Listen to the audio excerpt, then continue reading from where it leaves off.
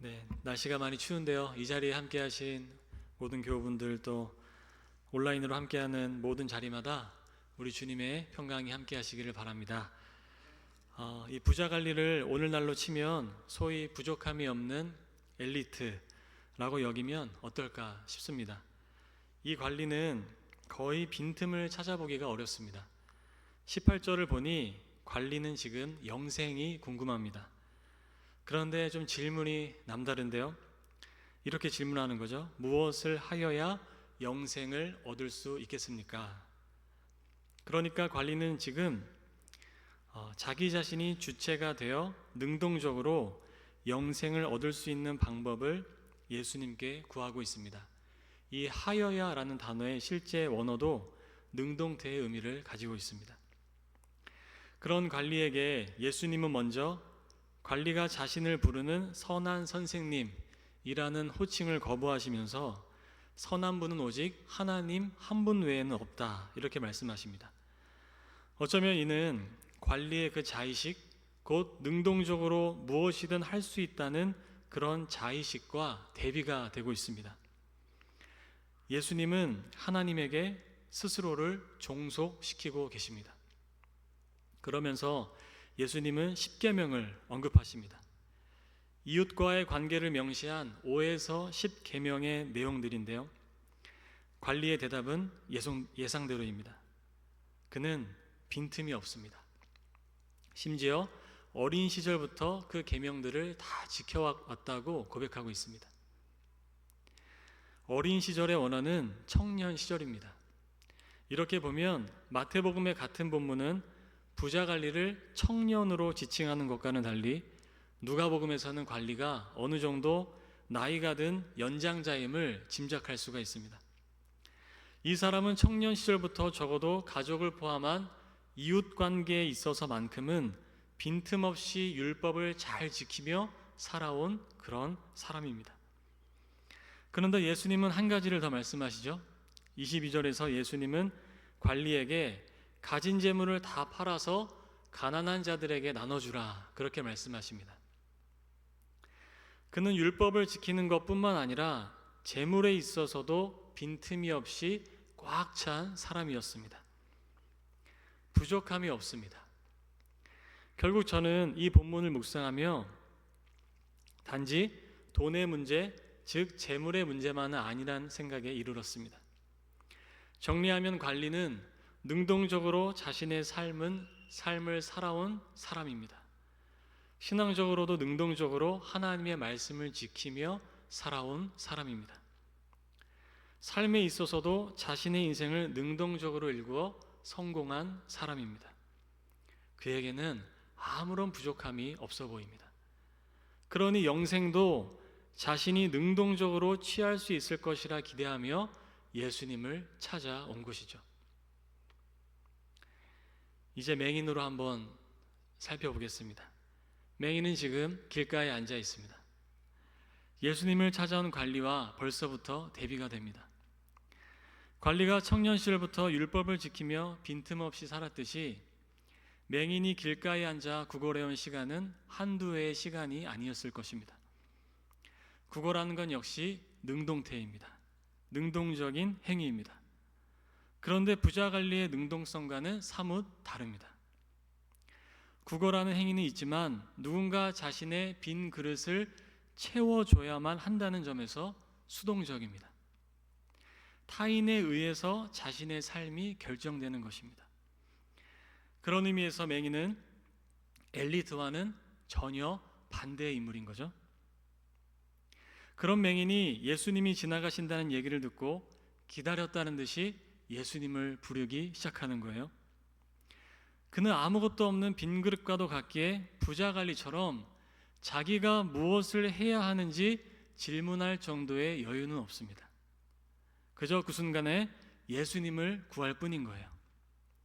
38절에서 맹인은 절규하듯이 다윗의 자손 예수여 나를 불쌍히 여기소서 소리칩니다. 그의 소리가 어찌나 크고 간절했던지 그 앞서가던 사람이 말리는 거예요. 드디어 예수님이 그 소리에 응답하십니다. 예수님은 맹인에게 물으시죠. 내게 무엇을 하여 주기를 원하느냐? 정확히 부자 관리의 질문과 오버랩되는 장면인 거예요. 관리는 영생을 위해 자신이 능동적으로 무엇을 해야 하는지 물었습니다. 영생을 취하려는 주체가 자기 자신인 거예요. 그런데 예수님은 지금 맹인에게 무엇을 하여 주기를 원하느냐 물으시는 거예요. 여기서 하여는 1인칭 단수입니다. 그러니까 이 질문을 정확히 풀면 내가 너에게 무엇을 하여 주기를 원하느냐 물으시는 거예요. 구원의 주체가 누구이신 거죠? 바로 예수님이신 겁니다. 다시 부자관리로 장면을 바꿔보겠습니다. 부자관리는 재물을 다 팔라는 요청을 듣고 어떻게 하죠? 근심하며 돌아갑니다. 예수님의 요청은 단지 재물에 관한 것은 아니라 말씀드렸죠. 자기 자신의 능동성, 자기 자신으로 가득 찬 종교적 열심, 그저 빈틈없이 가득 채우며 살고자 하는 자기 중심의 삶이 비워지지 않는 이상 하나님의 나라를 경험할 수 없다는 요청인 것입니다. 25절의 부자는 바로 그런 의미입니다. 단지 재물이 많은 사람이 아니라 자기 자신으로 가득 찬 사람인 거예요. 자기의 힘으로 무엇이든 이룰 수 있다는 그릇된 엘리트 정신을 가진 그런 사람입니다. 그런 이들은 이미 자기 상을 다 받았습니다. 이 땅에서 많은 것을 누리며 자기 상을 다 받은 거죠. 그러나 영생은 없는 겁니다. 이런 의미에서 29절의 말씀은 극단적 헌신의 요구가 아닙니다. 우리가 읽지는 않았지만 예수님께서 집과 부모와 아내와 형제 자녀를 버리면 더 많은 것을 얻게 된다, 그런 말씀을 하십니다. 집과 부모와 아내와 형제 자녀는 나와 가장 가까운 존재들이죠. 십계명 5에서 10계명에 나타난 이웃의 범주에 있는 이들입니다. 예수님은 이 모든 것을 자기의 능동성으로 자기의 것으로 여기지 않아야 한다 말씀하시는 거예요. 예수님은 부자에게 하나님 나라의 자유를 주기를 원하시는 겁니다. 하나님께 내어 맡기는 것이 하나님 나라이기에 그렇습니다. 내 것으로 여기지 않고 내 소유로 여기지 않고 하나님께 내어 맡기면 더욱 풍성한 생명을 누릴 수 있다 말씀하시는 거예요. 가족뿐만 아니라 이웃과도 이전과는 비교할 수 없는 풍성한 관계를 맺을 수 있다고 말씀하시는 겁니다. 자기로 가득 채우지 않고 하나님께 내어 맡기니 영생의 주체이신 하나님 안에서 영생의 삶을 누리는 거죠. 부자관리는 돌아가서 고민하며 모든 재물을 팔아 가난한 이들에게 주었을지도 모르겠습니다. 그러나 지금 현재 자기로 가득 찬 부자관리의 현재 상태는 근심한 것 외에는 없습니다. 그는 깊은 근심에 빠져버리고 말았어요. 이제 다시 한번 맹인에게로 돌아오겠습니다. 빈 그릇인 맹인은 자기가 할 수 있는 것이 아무것도 없어요. 성공을 위해 무언가 해본 것도 없고, 율법을 제대로 지켜본 적도 없고, 율법을 어쩌면 제대로 아는 것도 없습니다. 그런 맹인에게 예수님이 주체가 되어서 구원을 베풀어 주셨어요. 그런 맹인은 이제 어둠에서 해방됩니다. 맹인은 사회적으로 봐도 종교적으로 봐도 특별할 것도 없고 특별히 자기가 해온 것도 없지만 빈 그릇인 자기에게 임한 구원으로 인해서 하나님께 영광을 돌리고 있어요. 그 은총을 경험하고 나니까 한 번도 예수님을 보지 못했지만 예수님을 따라가고 있습니다. 이를 보던 백성들이 하나님을 찬양해요. 마치 거기에 모인 장면이 천국잔치를 연상케 합니다. 이 관리의 근심과는 극명하게 대조되는 장면인 거예요. 맹인이 눈을 뜬 현장은 축제가 되고 예배가 되고 잔치가 되는 겁니다. 그리고 이야기들 사이에 예수님의 순환과 부활 예고가 중심에 자리하고 있죠. 어쩌면 하나님의 나라가 어떻게 이루어지는지 말씀하는 듯이 바로 이 두 사건 중심에 놓여져 있습니다. 오늘날 어쩌면 우리는 부자 관리에 가까운 현실을 살고 있지 않나 싶습니다. 어린 시절부터 엘리트를 만들기 위해 자녀들을 교육하고 마치 모든 것이 다 내 소유인 양, 아니면 더 많은 소유를 얻기 위해 살고 있는 것은 아닌지 모르겠습니다. 하나님을 믿는다고는 하나 세상에서 지지 않기 위해 빈틈없이 분주히 그저 이 세상의 흐름에 따라 살아갈 때가 많은 거죠. 모든 일을 내가 가진 능동적인 힘으로 무한히 이룰 수 있는 것처럼 살아가는 것 같습니다. 그런데 그런 삶이 우리에게 남긴 것은 무엇입니까? 그런 삶이 우리 사회에 지금 남겨지고 있는 열매는 무엇인가요? 행여 근심과 염려는 아닙니까? 잠 못 드는 밤은 아닙니까? 여러분, 우리가 신앙에 있어서는 어떻습니까? 30절에 형제, 부모, 자녀 등을 버리라는 말씀은 극단적 헌신의 요구가 아니라고 말씀드렸어요. 신약 성경에는 이 헌신이라는 단일 단어가 아예 존재하지가 않아요. 어쩌면 우리는 여전히 능동적으로 영생을 취하려는 부자 관리와 같은 삶을 살고 있는지 모르겠습니다. 자기가 지키고자 하는 것이 많을수록, 자기가 신앙생활의 중심이 될수록 심판자의 자리에 앉아있는 자신을 발견하게 될지도 모르겠어요. 빈 그릇이 되어야지만 구원이 임합니다. 예수님으로 채워져야지만 예수님을 따를 수 있어요. 내 의지가 강하다고 예수님 따를 수 있는 거 아니에요. 내 의지는 아무것도 아닙니다. 오늘 은혜 받고 저 문 밖을 나가면 금세 잊어버리는 게 나의 의지예요. 오직 예수님이 오셔서 나를 채워주셔야지만 예수님을 따를 수 있는 거예요. 자기가 빈 그릇임을 알아야 돼요. 내가 빈 그릇으로 여기에 앉아있는 걸 알아야 내 옆에 있는 빈 그릇과 같은 타인을 용서해주고 받아주고 그렇게 서로를 채워주는 존재로 살아갈 수가 있는 겁니다. 우리는 다 빈 그릇이에요. 주님의 사랑받는 교회 여러분, 우리의 신앙은 이 관리에 가깝습니까? 맹인에 가깝습니까? 우리는 지금 근심하고 있습니까? 어둠에서 해방되어 곁에 있는 이들과 잔치를 누리고 있습니까? 어떤 이가 그런 얘기를 했어요. 하나님을 믿으려면 먼저 춤추는 법을 배워야 된다. 그런 얘기를 했습니다. 우리는 주님과 춤을 추고 있습니까? 내 곁에 있는 이들을 배척의 대상이 아니고 함께 춤을 추어야 될 대상으로 여기고 있습니까? 가득 채우려는 것은 오히려 텅 빈 것입니다. 우리가 이제 이 말씀을 기억하며 함께 찬양할 텐데요. 하나님, 나를 비워낼 수 있도록 도와주시고 나를 비워낼 때 인도하시는 그 주님을 온전히 바랄 수 있도록 도와주십시오. 그 마음을 가지고 우리가 말씀을 마음에 새기며 주가 일하시네 함께 찬양하겠습니다.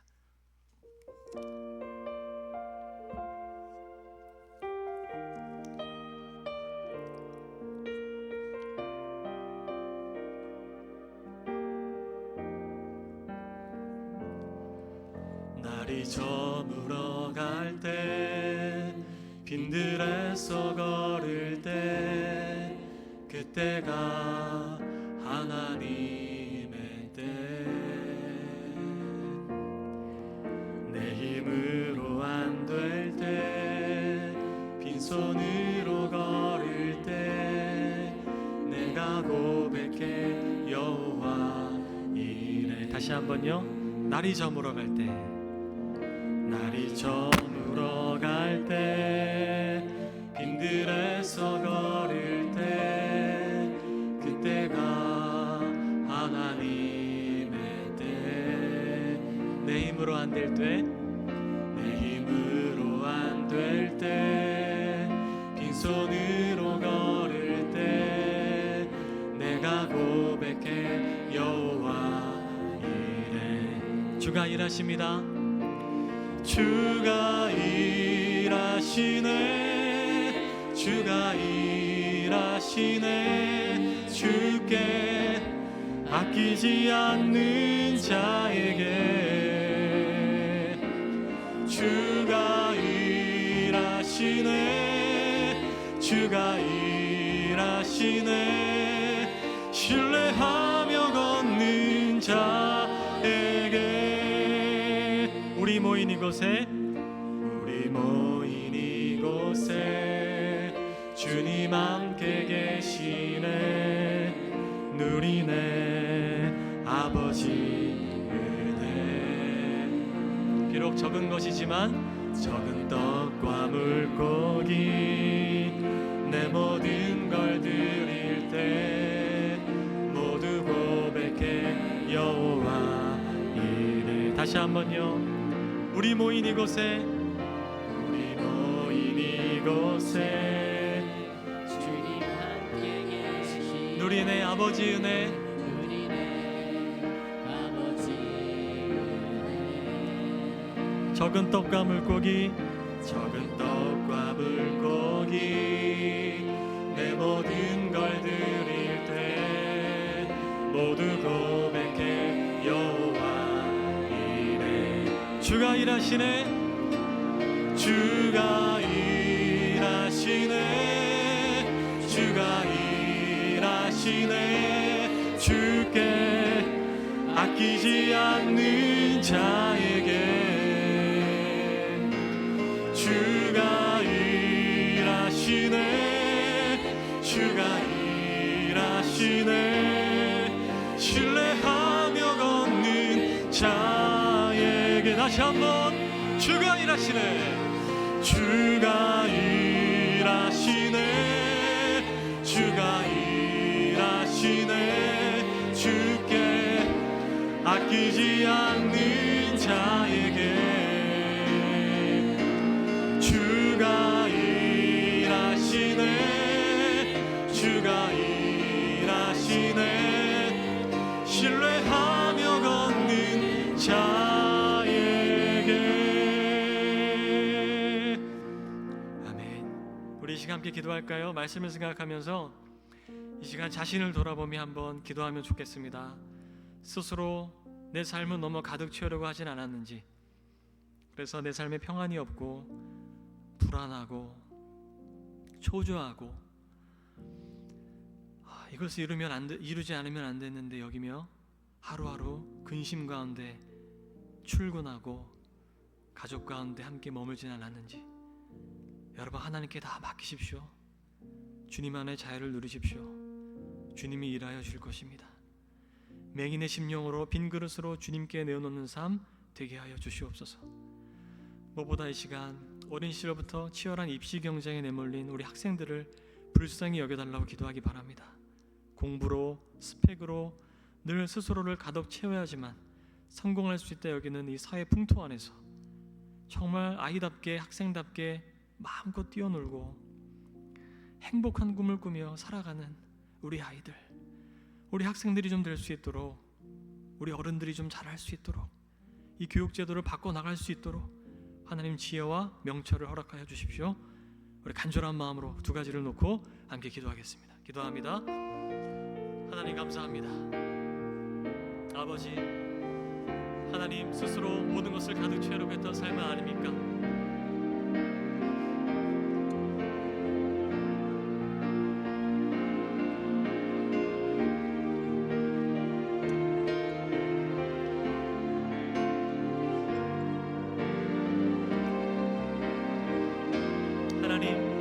내 힘으로 모든 것을 할 수 있다 여긴 것은 아니었습니까? 나는 아무것도 아님에도 불구하고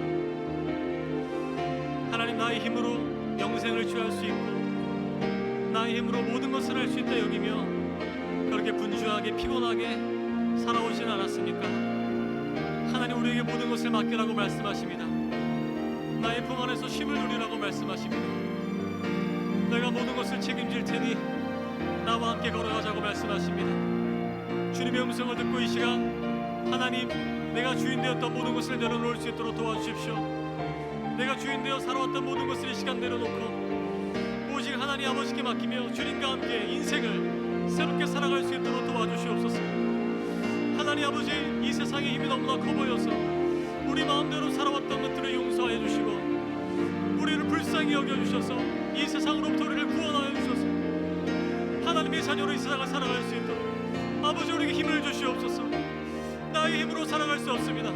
나의 힘으로 이겨낼 수 없사오니 하나님 아버지 우리 가운데 함께하여 주셔서 하나님 주신 힘으로 감당할 수 있도록 도와주시고 성령 하나님께서 우리와 동행하여 주셔서 하나님 이 땅 가운데 주님의 자녀로 살아갈 수 있기를 원합니다. 믿음을 가지고 살아갈 수 있기를 원합니다. 주여 도와주시고 불쌍히 여겨주시옵소서.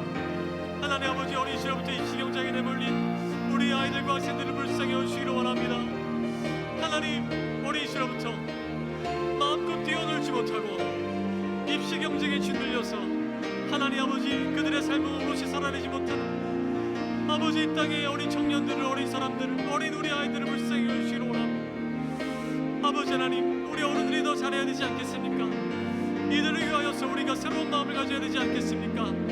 우리의 마음 가운데 예수님의 마음을 품게 하여 주십시오. 우리의 마음 가운데 예수님의 마음을 품고서 이 아이들을 가르칠 수 있도록 도와주십시오. 이 세상의 방식이 아니고 이 세상의 방식대로가 아니고 오직 예수님께서 원하시는 방식으로 예수님의 뜻대로 이 아이들을 가르치게 도와주십시오. 하나님 아버지 이 땅 가운데 교육제도가 새로워져서 주님 기뻐하시는 나라 주님 기뻐하시는 땅이 될 수 있도록 도와주십시오. 하나님 아버지 함께하여 주시옵소서. 아버지 함께하여 주시옵소서. 우리 아이들을 불쌍히 여겨주시옵소서. 우리 학생들을 불쌍히 여겨주시옵소서. 하나님 이들의 꿈을 마음껏 펼쳐나갈 주님께서 도와주시고 생명 되신 주님의 역사가 아버지들 가운데 있기를 간절히 원합니다. 주여 붙들어 주시옵소서. 아버지여 붙들어 주시옵소서.